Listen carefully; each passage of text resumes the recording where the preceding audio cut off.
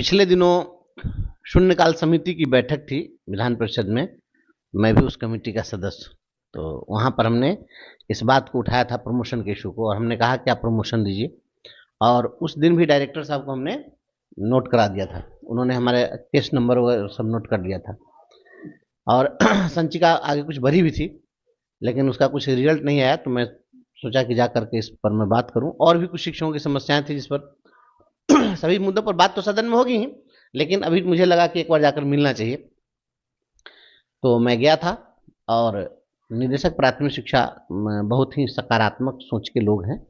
मैं उनसे बात किया और बहुत संतोषजनक बात रही। लगभग 1 घंटे तक हमारे साथ बात हुई उनकी, और बहुत ही गंभीरता से उन्होंने सुना भी और बहुत सकारात्मक उत्तर भी दिया, पहल भी उन्होंने की है।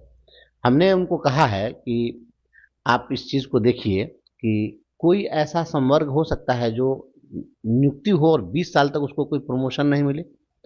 यह बहुत गंभीर विषय है कि जब शिक्षा मित्रों की बहाली हुई 2003 में और आज 25 चल रहा है। मैंने यही कहा उनको, तो उन्होंने कहा कि हाँ, 2006 में ऑब्जर्व कर लिया गया। खुद मैं जो कह रहा था उससे 2 कदम आगे बढ़कर उन्होंने कहा। तो मैंने कहा कि इतने दिनों से ये जो काम कर रहे हैं और काम करने के बावजूद इनको आप एक अदद प्रमोशन नहीं दे सके, तब बहुत ही गंभीर विषय है। बहुत सारे लोग इसमें सेवानिवृत्त हो गए, बहुत सारे लोग जो है स्वर्ग सिधार गए और एक प्रमोशन नहीं मिला। और हाई कोर्ट से हम केस जीते हुए हैं, आप प्रमोशन दे दीजिए। जो भी बेसिक ग्रेड के शिक्षक हैं उनको स्नातक ग्रेड में, स्नातक ग्रेड वाले को प्रधानाध्यापक ग्रेड में, और हाई कोर्ट बार-बार आपको आदेशित कर रहा है। हमने जजमेंट दिया, जजमेंट की कॉपी को उन्होंने पूरा, और उन्होंने कहा कि ये प्रमोशन कैसे हो, क्या हो? तो हमने उनको कुछ बातें समझाई है। हमने बताया उनको कि जब बेसिक ग्रेड से स्नातक ग्रेड में प्रमोशन देने के लिए आपने प्रोविज़न बनाया, तो उसमें आपने लिखा कि स्नातक ग्रेड के जो पद होंगे उसके आधे पद प्रोन्नति से भरे जाएँगे और आधे पदों पर सीधे नियोजन होगा। तो आपने सीधे नियोजन तो किया। खुद उन्होंने इसका आंकड़ा उन्होंने खुद पेश किया, खुद खुद बता रहे थे कि 40,000 के आस-पास पद जो है ये हुआ। तो मैंने कहा कि जितनी आपने बहाली की, हम तो मानते हैं कि उतने ही पद रिक्त हैं।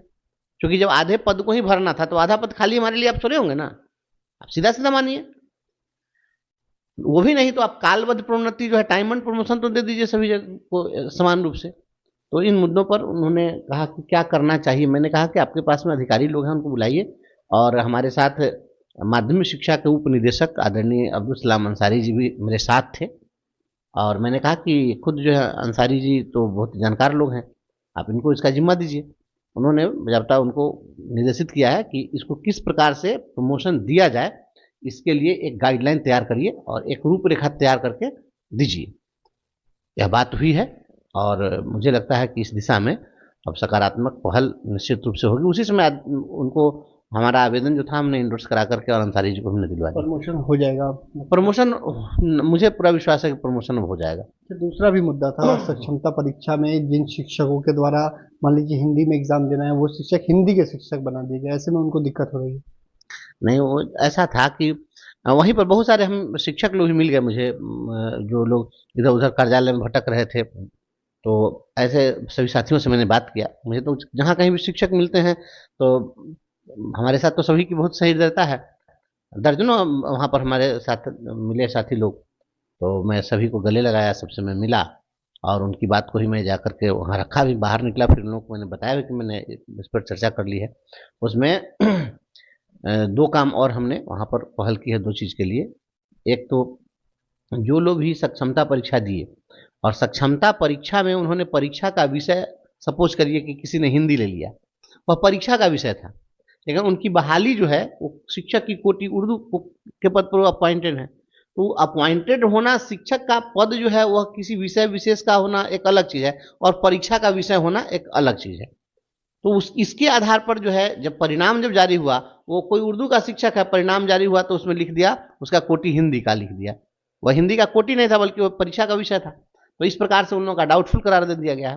तो इस संबंध में बहुत जल्द पत्र निकल जाएगा। हमने डायरेक्टर साहब से आग्रह किया है कि इसको आप तुरंत इस त्रुटि को दूर करिए।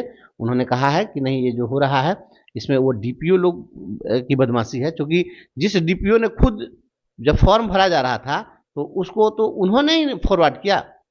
उस फॉर्म को, जो फॉर्म एक्सेप्ट करना था तो उसको उन्होंने एक्सेप्ट किया। तो जब उस समय में आपने कर दिया तो फिर बाद में उस पर सवाल खड़ा करने का तो कोई राइट नहीं बनता है।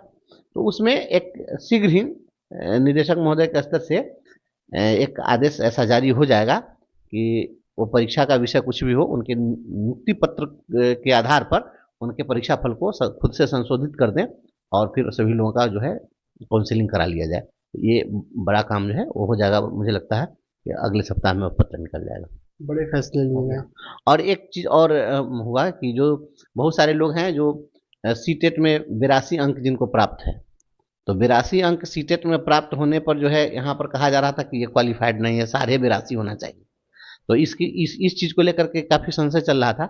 तो उसमें चूंकि 82 अंक पर अगर सीबीएसई जो है वह अगर किसी को क्वालिफाई अगर कर दिया है तो फिर स्टेट में किसी को उसको डिस्क्वालीफाई करने का कोई औचित्य नहीं बनता है। इस पर भी हमने चर्चा की है और इस मामले में अपर मुख्य सचिव महोदय के यहाँ संचिका भेजी गई है और उसमें कुछ क्वेरी थी, उस क्वेरी का जवाब भी भेज दिया गया है। तो 82 अंक वाले जो सीटेट पास लोग हैं, सीटेट में जिनको 82 अंक मिला हुआ है, उन सभी लोगों को क्वालिफाइड माना जाएगा। इस संबंध में भी बात हो गई है, ये भी काम जल्दी हो जाएगा, इतना काम तो हो जाएगा। और हमने स्थानांतरण के मुद्दे पर भी हमने कहा है कि आप ट्रांसफर दे दीजिए। शिक्षकों का बहुत वाइटल इशू है, ट्रांसफर दे दीजिए और सर्विस कंटिन्यूटी दे दीजिए। जो लोग भी सक्षमता पास किए सर्विस कंटिन्यूटी दे दीजिए। ये प्रमोशन, ट्रांसफर और सर्विस कंटिन्यूटी, इन सभी चीज़ों के लिए हमने कहा है। लेकिन चूंकि ट्रांसफर का जो इशू है वो प्रक्रिया में है और सर्विस कंटिन्यूटी का जो इशू है वो अभी वो और बड़े स्तर की बात है। मैं कोशिश किया कि आज एसीदार जी मिल जाए तो मैं उनसे जाकर मिलूं, लेकिन वो उपलब्ध नहीं थे। फिर उनसे ही मौका मिलते ही मैं उनसे ही मिलूंगा। सदन में भी इस बात को जो है हम लोग रख रहे हैं और सभी मुद्दों पर बात होगी।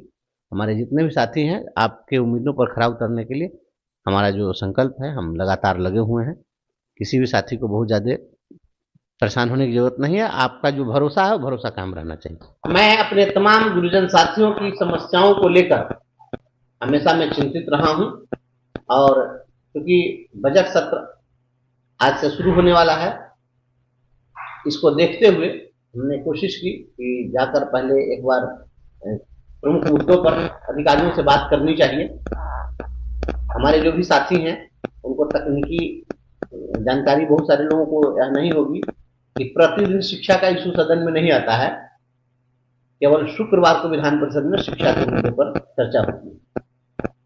तो 4 शुक्रवार पड़ेगा तो एक शुक्रवार तो आज ही जो है राज्यपाल का अभिभाषण के समाप्त में एक शुक्रवार चला गया, तो मात्र 3 शुक्रवार बचता है। उसी 3 शुक्रवार को शिक्षा से रिलेटेड इशू जाएंगे, तो बहुत ज्यादा नहीं मिल पाता है मौका।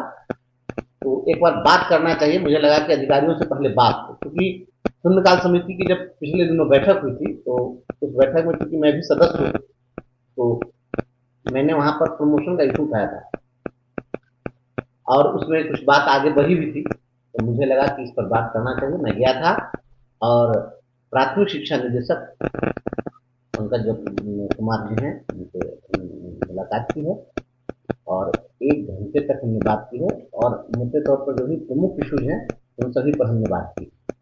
उसमें